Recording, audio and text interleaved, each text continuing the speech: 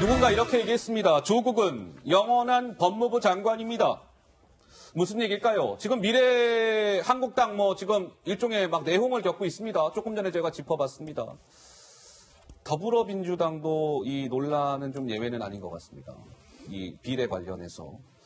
어제 이제 시민을 위하여인가 거기 이제 플랫폼에 참여하기로 했고 당명이 정해졌죠? 더불어 시민당. 그런데 민주당이 참여하겠다라고 한 그런 이른바 기반, 플랫폼, 시민을 위하여와 관련된 무언가의 김 기자 논란이라고 해야 될까요? 무슨 내용입니까? 그 시민을 위하여라는 데가 주축이 돼서 이제 더불어 시민당이라는 데가 이제 만들어진 거잖아요. 그런데 이곳에 그러니까 조국 전 장관을 수호했던 인물들이 좀 많이 모여 있는 건 아니냐. 여기에 조국 전 장관의 그림자가 드리워졌다. 이런 언론에서 제목도 뽑았던데요. 사퇴 이후 조국 전 장관에게 이런 메시지를 보낸 바가 있어서 그렇습니다. 직접 그 영상을 보고 다시 돌아오시죠. 조국 전 장관님한테 자그마한 헌사를 바치고자 있게 되었습니다. 국민 법무부 장관 조국 교수에게 우리 국민은 조국 교수와 가족에게 큰 빚을 졌습니다. 자신과 가족의 희생으로 이 땅의 짐승과 애국노들을 커밍아웃 시켜주었습니다. 조국 교수요, 그대는 문재인 대통령이 부여한 법무부 장관이 귀한부라는 것을 처음부터 알았습니다. 당신은 국민의 영원한 법무부 장관입니다. 네, 시민을 위하여 최백은 공동대표의 목소리 들었고요. 이 모습은 지난해 10월 감사패, 그러니까 조국 전 장관한테 퇴임을 한 물러난 조국 전 장관한테 감사패를 증정하는 퍼포먼스를 벌이는 장면도 보고 계십니다. 저기가 이제 민주당이 참여키로 한 그 플랫폼, 비례 플랫폼, 시민을 위하여 대표라는 것이죠. 당명은 더불어 시민당으로 어제 정해졌습니다. 이런 얘기가 나왔습니다. 하태경 통합당 의원은 조국 수호 외치던 인사들을 대거 배지 만들어주려고 국회를 조국 천하로 만들겠다는 거 아니겠습니까? 참 눈 뜨고 못 볼 막장 드라마입니다. 이런 얘기가 나왔는데 우리 김 교수님께서 보시기에는 너무 지나친 비판이라고 보십니까? 어떻습니까? 비판할 지점이 있죠. 왜냐하면 조국 전 장관 경우 분명히 검찰에 걸려서 열심히 노력하고 이런 부분도 있지만 또 그 반면에 정의와 이 공정의 가치에 대해서 분명하게 훼손한 측면들이 있거든요. 국민들께 사실은 마음의 상처를 주고 비판받고 있었던 부분들, 그리고 특히 최근에 재판이 진행되지 않습니까?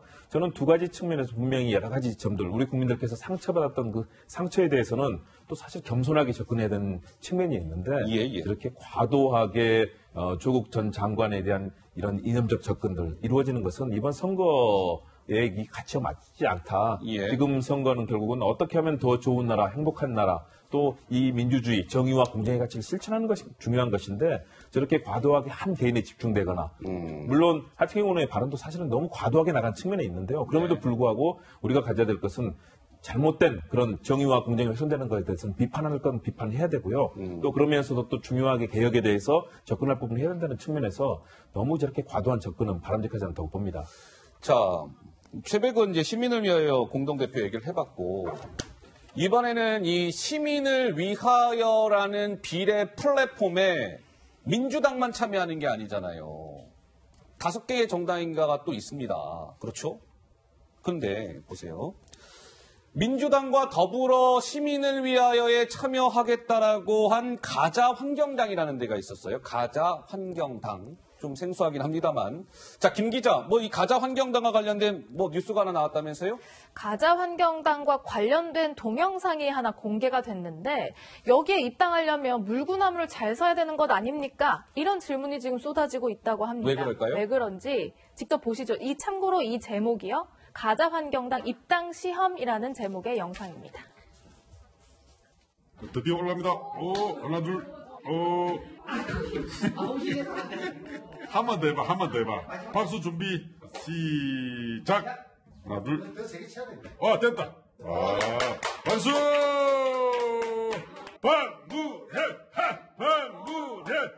방구련! 네, 인터넷에 가자환경당 입당 시험이라는 제목으로 올라온 이 영상에는 한 사람이 이렇게 물구나무를 서고 주위에서 독려하는 그런 모습이 있습니다. 그러니까 제목과 연관지어서 보면 입당을 하려면 이렇게 물구나무를 서야 하느냐 이런 얘기가 나올 법도 한데요. 일단 가자환경당 측에서는 이게 입당 시험한 본 뒤에 그냥 즐거움, 재미를 위해서 찍었다라고 하면서 추후에 이제 제목을 바꿨다고는 하지만 그 제목 때문에 뭔가 오해를 빚어서 가자환경당은 물구나무를 서면 입당하는 곳 아니냐 이런 얘기가 나왔습니다. 자, 민주당과 더불어서 시민을 위하여 더불어 시민당에 참여키로 한 가자환경당 이야기인데요. 좀 이런 거죠. 저 아까 논란이 된 동영상 유튜브에 처음에는 가자환경당 보시는 바와 같이 입당시험이라는 제목으로 올라왔다가 이게 어제 매일경제인가? 거기서 처음에 이제 기사를 띄웠는데 이제 논란이니까 지금 바꿨습니다. 그 제목을 가자환경당 입당시험에서 물구나무서기 도전이라는 제목이 바뀌어 있습니다. 장 소장 어떻게 보세요? 웃겨요. 웃기세요? 웃겨요. 저런 거 자체를 우리가 저게 입당 시험인지 아닌지 우리는 알 수 없잖아요. 본인들이 올려놨기 때문에 우리가 아는 거지. 근데 입당 시험에 저렇게 물구나무 서게 한다? 생전 처음 봅니다. 제가 정치권에 25년 있었지만 예. 당 입당 시험에 물구나무 서기 처음 봅니다. 저 가자환경당이 언제 만들어진 당입니까? 2020년 2월 2020년 20일 날 창당됐어요. 그럼 지금 한 달도 채 안 한 됐네요. 달 안 됐죠. 여기에 권기재 대표는요. 노무현 전 대통령 시절에 예. 청와대에서 행정관으로 근무했던 분이거든요. 어. 그러니까 이것이 보면은 가자환경당뿐만이 아니라 네. 같이 플랫폼 전당에 참여하는 기본소득당. 기본소득당. 이거는 올해 1월 19일 날 창당이 됐고요. 그냥 2달 됐네요. 시대전환. 이거는 2월 23일 날 창당됐습니다. 한 달 안 됐고. 그러니까 지금 다 급조된 거예요. 총선용으로 이제 추측컨대 혹시 일각에서는 예. 민주당에서 이런 분들에게 빨리 총선 참여하기 위해서 당을 만들어라. 이런 식으로 얘기한 것이 아니냐. 예. 그런 또 의구심도 나오고 있습니다. 저 가자환경당 얘기 좀 더 그럼 한 걸음 더 들어갈게요. 가자환경당 아까 지금 이제 물구나무 보셨고 가자환경당에 지금 우리 장 소장도 잠깐 언급을 했습니다만 가자환경당 권기재 대표 김 기자 무슨 일이 있었다고요? 과거에 성추행 혐의로 검찰에 이제 수사를 받은 적이 이제 드러났습니다. 2013년에 봉사단체에서 함께 활동하던 여성 3명에게 성추행 혐의로 고소를 당한 바 있는데요. 그중 한 명이 미성년자였습니다. 그렇지만 검찰은 일단 범죄 혐의는 인정이 되지만 합의 여부 또 전과 등을 감안해서 기소 유예 처분을 내린 바 있는데요. 권 대표 측은 전형적인 모함 사건이다 이렇게 주장은 하고 있습니다만 이 전력 때문에 좀 논란이 되고 있습니다. 예, 전 변호사 보시기에는 어때요? 권 대표는 전형적인 모함 사건이라고 주장하고 있다고 하는데. 아니 모함 사건이면 그걸 당시에 검찰 조사받을 때 얘기를 해가지고 무죄 판단을 받으셨어야지 기소 유예라는 거는 혐의가 인정되는 건데 이제 와가지고는 모함이다 이렇게 얘기를 하는 거는 실익이 없고요. 네. 저런 당이라든지 이름 지금 가자환경당 아까 물구나무 서기도 봤지만 자꾸 이런 논란이 불거지는 이유는 민주당이 저 플랫폼 정당을 만들면서 참여 정당을 받아들이는 그 기준은 2가지였던 것 같아요. 일단은 코드가 어느 정도 맞고 필요에 따라서 끌어올 수 있어야 돼요. 그게 무슨 얘기냐면 말이냐면 무슨 얘기입니까? 열린민주당이랑 정치개혁연합, 문성근 씨라든지 함세홍 신부 같은 진보의 어른들이라고 할 수 있는 이런 분들이 남아있는 그런 당하고는 지금 이게 같이 안 한다는 거잖아요. 그렇죠. 그러니까 2가지를 생각했던 것 같아요. 일단은 나중에 공수처라든지 공수처장을 임명하는 그 방법이라든지 아니면은 셀프 제명 2가지를 의식을 했던 것 같은데 무슨 얘기냐면 말하면 셀프 제명을 법원에서 인정을 안 했어요. 얼마 전에.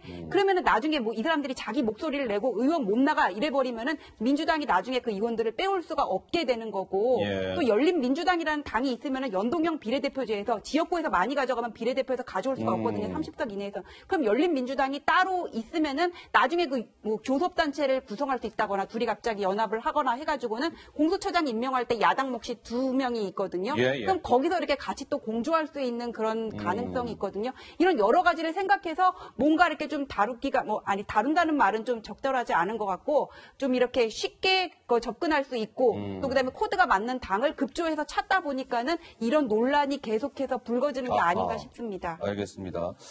자, 가자환경당 권기재 대표 얘기에 이어서 참 이게 이런 거잖아요. 그러니까 민주당이 이제 비례당하고의 그 파트너를 처음에는 정치개혁연합이라는 곳과 이렇게 협상을 해왔죠. 그러니까 이른바 민주당이 참여하게 될 비례 그 플랫폼, 원래는 정치개혁연합하고 협의를 이렇게 하다가 결국에는 이제 정치개혁연합은 버림받았다는 표현이 어떨지 모르겠으나 이제 배제가 됐고 결국 민주당과 누가 손잡았어요? 시민을 위하여랑 이제 손을 이렇게 딱 잡은 건데 더불어 시민당이 된 것이고. 자, 그러니까 김 기자, 이 정치개혁연합 이쪽에서는 뭐 화가 단단히 났다면서요? 그렇습니다.